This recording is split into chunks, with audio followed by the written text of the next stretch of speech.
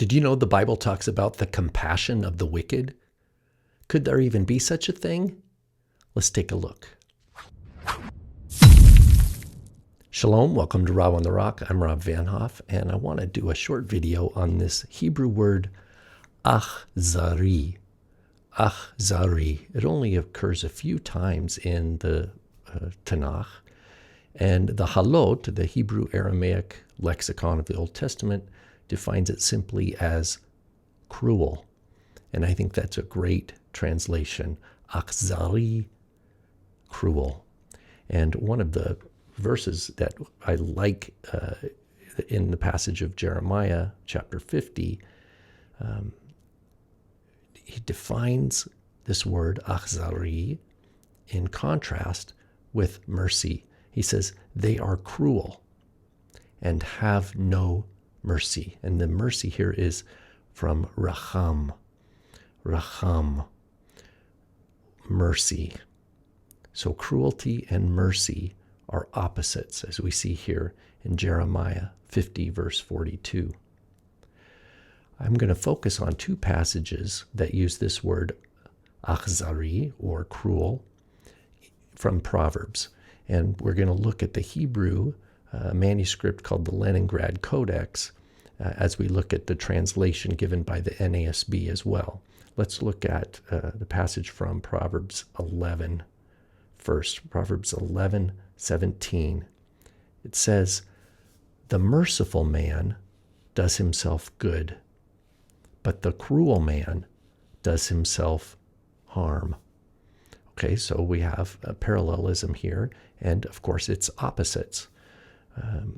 So this is a parallelism wherein each item reflects an opposite. So the merciful man does himself good, the cruel man does himself harm. Let's look at the Leningrad Codex here. We'll look at the Hebrew text. Sadly, now this manuscript is 1,000 years old, and of course it is showing signs of wear, but we can still read it here. It says Gimel Mem Lamed, so Gomel Nafsho. Gomel Nafsho. So that's the one is kind. He is kind to his nefesh. This is the does himself good, basically. There's no word good in this passage, but the verb gomel has to do with treating kindly, treating good. He gomel nafsho. He does kindness to his nefesh. Ish chased. Who does it? An ish chased. That means a man of loving kindness. Here it says a merciful man. Now it's different than the word mercy that we saw in the Jeremiah 50 passage. Pardon me, that's from racham. Here we have ish chased. It's where we get the word chasid, a chasid, which is a pious one. So an ish chased, or a man of loving kindness, it says gomel nafsho. He does kindness to his own nefesh. The contrast here is the and or but ocher shero akhsari. The one who is cruel, the akhsari, ocher shero. He causes trouble for his own flesh. And this she'er could be flesh, it could be a relative, a person in their family, but a person who is cruel causes trouble to his own flesh. It could be to his own self or to his neighbor or family member. So one more time here, Proverbs 11:17, Gomel nafsho ish chased. He does kindness to his own soul, the man who is a man of chesed, a man of loving kindness. Now it's the word ve, which is and, but it can be disjunctive here, and we translate it not as and, but because it's a contrast of opposites, we say but. Ve ocher shero akhsari, but he troubles his own flesh, the cruel one does. So again, the NASB is fine to say the merciful man does himself good, but the cruel man does himself harm. Here, the Akhsari, the cruel one, is contrasted with the Ish Chesed, the man of loving kindness. And the effects of those persons' behavior on themselves and others around them. Okay, let's look at Proverbs 12:10. These are so close, it's actually on the same page of the Leningrad Codex. I just need to slowly move over to the second column here. Now, it begins in the NASB, a righteous man has regard for the life of his animal, but even the compassion of the wicked is cruel. A righteous man has regard for the life of his animal, but even the compassion of the wicked is cruel. Well, let's look at the Hebrew here. Yodea tzadik nefesh behimato. Behimato is down the next line here. Behimato, his behima, his animal here. But it begins, Yodea tzadik nefesh behimato. That means the tzaddik, the righteous one, Yodea, he knows the nefesh of his animal. It's a beautiful phrase. Yodea tzaddik nefesh behimato. The tzaddik, Yodea, he knows, and its present participle is ongoing. He is actively involved with understanding the needs of his animal, the nefesh of his animal. That is a righteous person, being able to identify with someone else's soul, someone else's needs, and then to know them, to know someone else's needs is also part of seeking then to be present and helpful in their need, whether that is an animal or under his responsibility here, it's his animal, or if it's his own needs and the needs of other people in his life. Now this is contrasted. It says ve. Now again, we have the ve, which is a conjunction word. Well, it's attached to a word, ve. But because it's a disjunction, because we're comparing opposites in this parallelism, it's totally appropriate to translate it as but. Ve'rachamei reshaim Akhsari. There's our word again, Akhsari, cruel. Ve'rachamei reshaim Akhsari.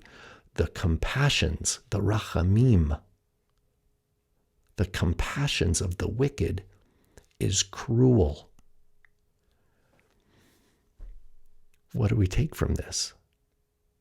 Well, look at the parallelism again. Yodea tzadik nefesh behemato.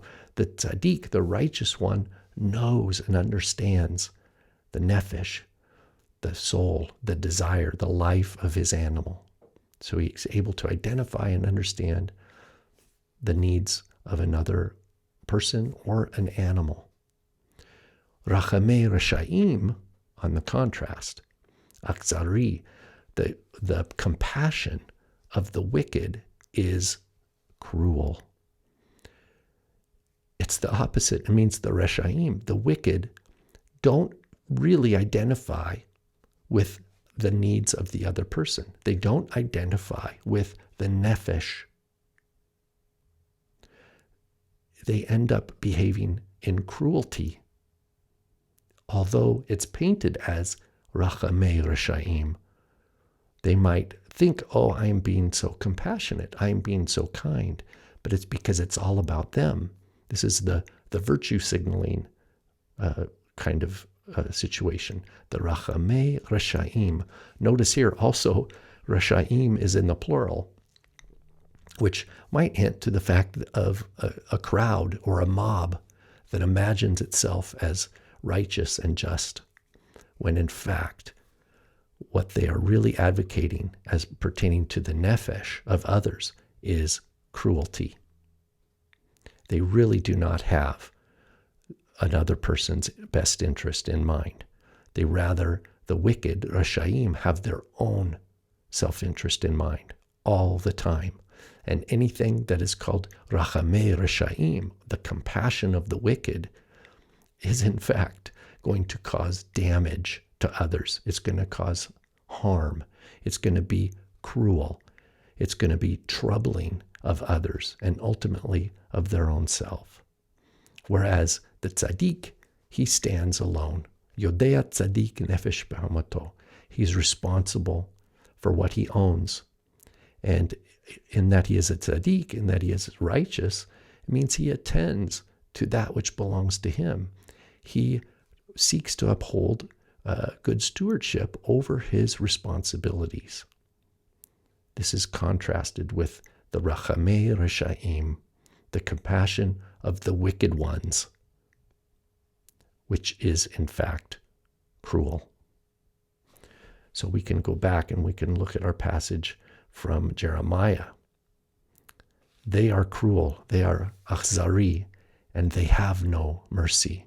Lo yirachemu. They are unable to show mercy. So in Proverbs 12, when it says rachamei reshaim, the compassions of the wicked, it says that it's really Akhsari, it's cruelty. It's really not compassion. What they say they have as compassion is in fact not compassion. So, as new creatures, new creations in Messiah, we understand that Messiah is the original tzaddik. He knows the needs of his flock.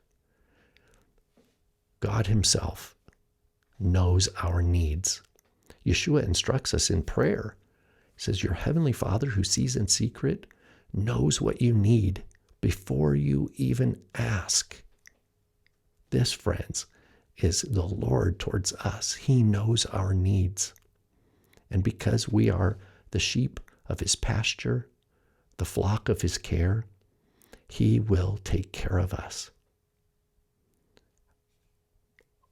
On the contrast, though, the rachamei reshaim, things in the world that look like kindness and compassion, if they do not originate from the true love of God, of the Creator, they will ultimately produce fruit of cruelty, bad fruit. So what we have here is a differentiation between what is truly merciful or loving kindness, like the ish chesed, who gomel nafsho, he does kindness to his soul. That means he loves his neighbor as himself. That originates only in the life of Yeshua, the resurrection life of the Messiah, who was pure and true and holy and just and loving and kind, from whom we have shalom and grace. That is the source. That's the makor chaim, the source of life, for we who believe and are called according to the purpose of God's holiness. But we must differentiate the things that come from God's kingdom from the things that are painted in this world as if they are good, even though in fact they are not. They will produce cruelty and bad fruit. So again, we go back, and what we're looking at here is this word in Hebrew, Akhsari, and it's defined as cruel.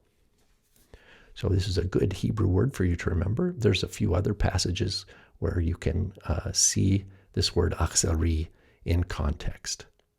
Thank you for your prayers and your support for Rob on the Rock. Shalom.